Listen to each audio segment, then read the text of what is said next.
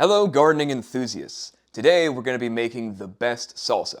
Well, I think it's the best salsa anyways. To me, the best salsa starts with the best tomatoes, which are fresh, homegrown, red ripened tomatoes. A good second best would be frozen tomatoes. Now I froze these instead of jarring or canning them because I wanted to preserve the fresh flavor. When you jar or can them, it's going to put them on the heat and that's going to change their flavor dramatically. A fresh salsa has a much different taste than the jarred Tostito salsa you might be used to. This preserves about 95% of the flavor of fresh, and it's also convenient to use any time of the year. So you could have fresh salsa in December. Like, froze my hands to the bone. Anyways, today we're making fresh salsa from the fresh tomatoes, and I gotta say, this is my favorite way of making salsa, period. I've tried a bunch of different ways. I've looked at cooking magazines. I've looked at other people's YouTube channels. Nothing really matches this as far as the versatility of the sauce goes. And this is also dead simple and easy. It doesn't require a lot of chopping or mincing. Really, I can whip this up in about 5 minutes and it just makes the best salsa right away. Today I'm going to be using the Rutgers tomato. This is one I've grown this year for the purpose of processing. It also makes really great salsa. It doesn't require me to juice or squeeze out any of the seeds. The texture ends up being pretty much perfect and the skins blend in seamlessly so that it doesn't really end up with all those little skin flakes you might get on some thicker skinned tomatoes. Now let's talk peppers. This is a pepper variety I'm growing this year called the Sriracha pepper. I think this actually is the real Sriracha pepper. This is a thick-walled jalapeno. It's extremely aromatic. It's a little bit hotter than most jalapenos, even hotter than perhaps the Zapotec I'm used to growing, and its flavor is just really incredible. I think a good jalapeno is as important as a good tomato inside of your salsa recipe. You can use other peppers inside of there, but the jalapeno is the salsa tomato. I'm also using this Italian cow horn. This is a new variety I'm growing this year. It also has a fairly aromatic flavor. It kind of reminds me of pepperoni, and its heat is really nice too, and it contributes to a good color. I would caution against using green jalapenos because that can mess with the color of your salsa a little bit, especially if you're not growing a tomato that is super red on the inside. If you're using other tomatoes like my Tasmanian chocolate or the Rosella purple, those are multi-purpose tomatoes, mostly used for slicing, but they're not really super red on the inside. They're more pinkish. They might be a little brownish, and then when you make your final salsa, it's not really going to look that appetizing. So just be careful what varieties you're choosing, and try and pick more reds than you would other colors. Now, of course, lime, salt, and I think this is the really only seasoning that needs to go in there is cumin. This is the salsa spice. You can put other spices in there, but without cumin, it doesn't really have that salsa flavor that you're looking for. It's kind of like the same thing for chili. The other important ingredients that are going into this salsa is fresh chopped cilantro, a small amount of onion. Please don't use too much onion in your salsa. It might not taste super oniony when you first make it, but when you let it sit, those onion flavors really start to become overwhelming. This is about maybe 1/8 of an onion.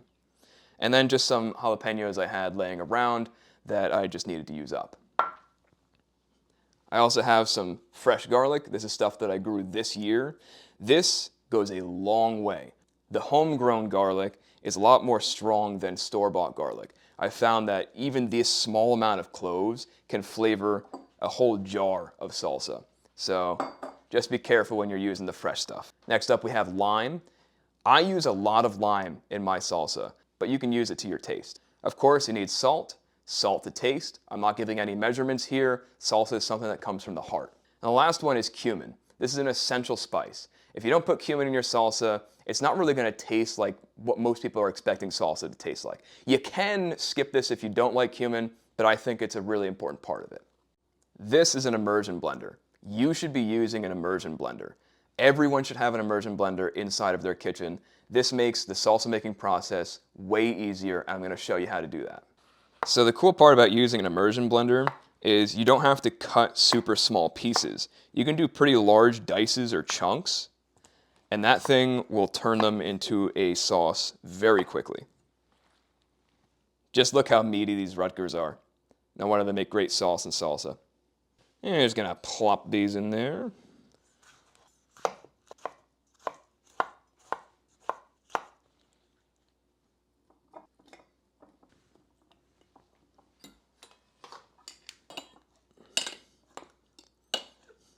So now that I have the jar partway filled, I'm going to go through a first pass. This is going to create a base for the salsa, so when I add the rest of the tomatoes and the other ingredients, it has something to blend into. So it's pretty much just like mashing it first. You can extract a lot of the juice that helps the blending. It's like churning butter. So now it's going to blend a lot easier.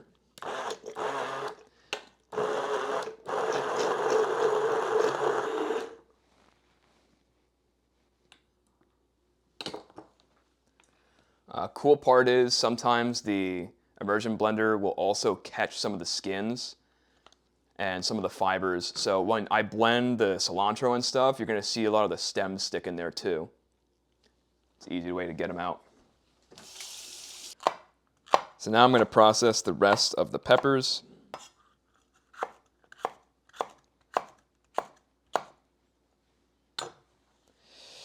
And again, this doesn't require you to dice it really fine, just a rough chop is okay.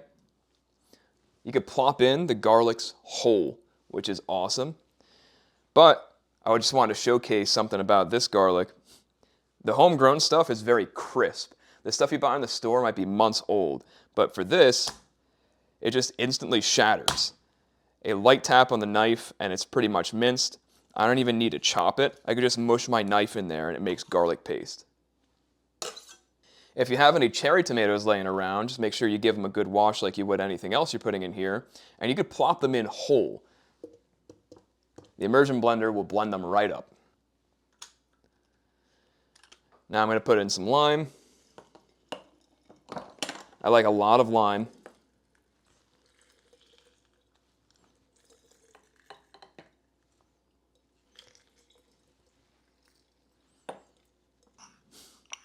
All right, next I'm going to put a little punch of salt. It can handle a lot more salt than you think. And I'm going to try and fill up the rest of the jar with all the tomatoes I have here. And the rest of my ingredients that I saved from before, just going to plop that on top. Oh, now we're filling it. So once again, I'm just going to come in from the top here. I'm going to mush it down a little bit. What you want to try not to do is incorporate air, especially if you're trying to eat it right away.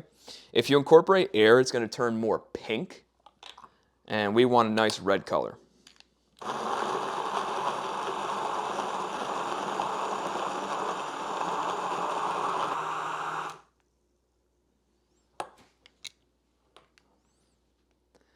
See, that's what I was saying. It catches a lot of those fibers.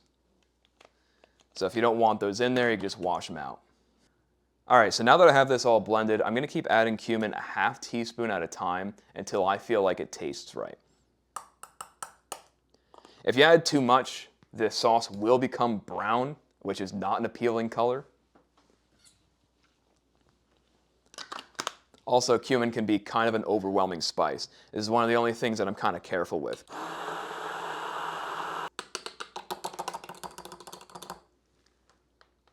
All right, so now I have it all blended up and I added the cumin. I'm going to give it a taste. I would also recommend that probably the best medium to taste your salsa is with a chip, because the chips are going to have added salt. So if you add enough salt for it to taste good on its own, it might be too salty with the tortilla chip, especially if you're using Tostitos, which are just completely too salty. The aroma of peppers. Whew. Oh my God. Wow. It blows my mind every single time I make this. It just instantly makes me happy. If you're used to eating just regular salsa out of a jar, and you grow some homegrown tomatoes and you make your own salsa, or maybe you know somebody who grows their own stuff, this is unbelievable. I can't even begin to describe. The amount of flavor that's in here is, you'd have to just make it yourself in order to have something like this. This is not something you could buy. So the cool part about blending right into the jar is that it already has the storage built into it. This will probably last about a week inside the fridge. Don't tell anybody, but I've eaten month-old salsa and it was fine. I think the salt and the acid kind of preserves it a little bit. And then when you want to have some salsa, you just take the jar, you pour a little bit out,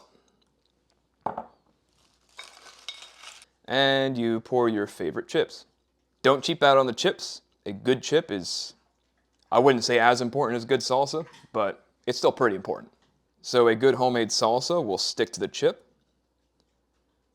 Look at that thick consistency. Now, if you like a chunky salsa, you can just chop up some tomatoes and throw them in there at the end and not blend them. But I like this smooth, consistent salsa consistency. So this is the best salsa you could possibly make. And the best salsa you could possibly make starts with tomatoes that you grow at home.